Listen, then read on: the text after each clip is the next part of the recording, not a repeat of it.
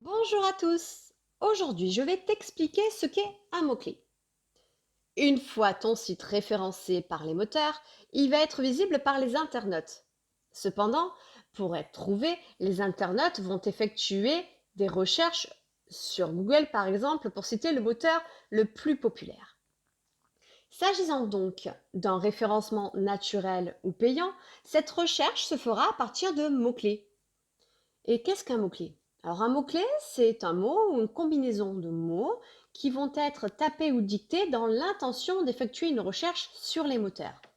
Quand toi, tu effectues une recherche sur Internet, tu vas taper une expression qui comporte un ou plusieurs mots.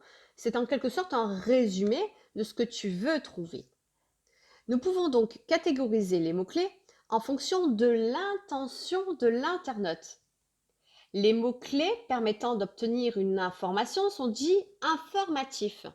L'internaute souhaite se renseigner sur un sujet. Cela ne débouche pas sur un acte d'achat. Par exemple, comment régler son appareil photo, comment stimuler ses défenses immunitaires, recettes de la CAD toulonnaise, sont des mots-clés informatifs. Et puis tu as les mots-clés dits commerciaux. Choisir son PC portable, meilleur appareil photo, l'internaute se renseigne avant de passer à l'acte d'achat. Et puis, tu as les mots-clés transactionnels.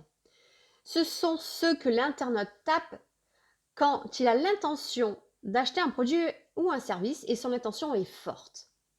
Bien que le dernier est à privilégier, si bien sûr l'objectif de ton site est de vendre ou de mener le visiteur dans ton établissement, les deux autres doivent être aussi exploités. Tu vas me dire, mais combien de mots pour un mot-clé? Il n'y a pas de règle en la matière, mais généralement, on va dire que les internautes, dans 20 à 30% des cas, tapent entre 2 et 4 mots dans les moteurs.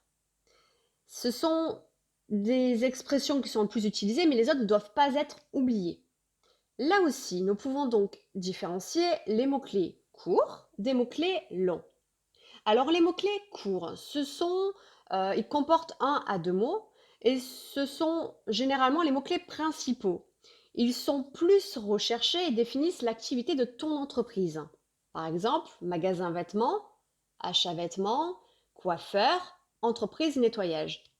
Mais la concurrence pour ce type de mots-clés, elle est rude. Et puis tu as les mots-clés plus longs qui sont dits mots-clés longue traîne. Minimum 3 à 4 mots. Et généralement, ils définissent de manière plus précise un service ou un produit. On peut aussi intégrer la fonction de localité, la notion de localité.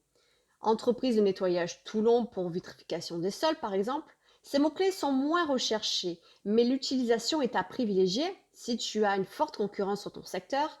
Et de plus, l'internaute sait ce qu'il veut lorsqu'il tape ces mots. Donc il ne faut pas les oublier. Et puis, tu as les mots-clés nationaux ou les mots-clés régionaux ou internationaux. En fonction de la zone que tu souhaites couvrir, les mots-clés seront différents pour la même activité pour deux raisons principales.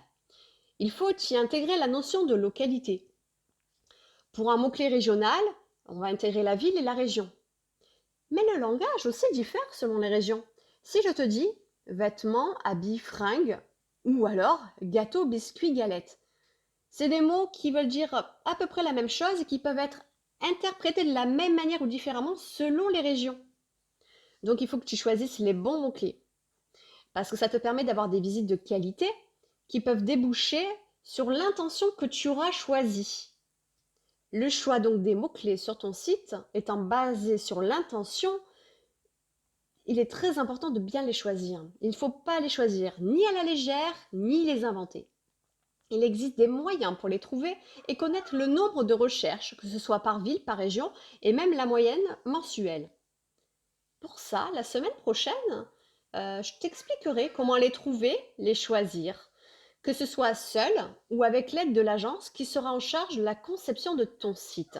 Si toi aussi, tu as une question, pose-la nous. À jeudi prochain pour le Web et vous.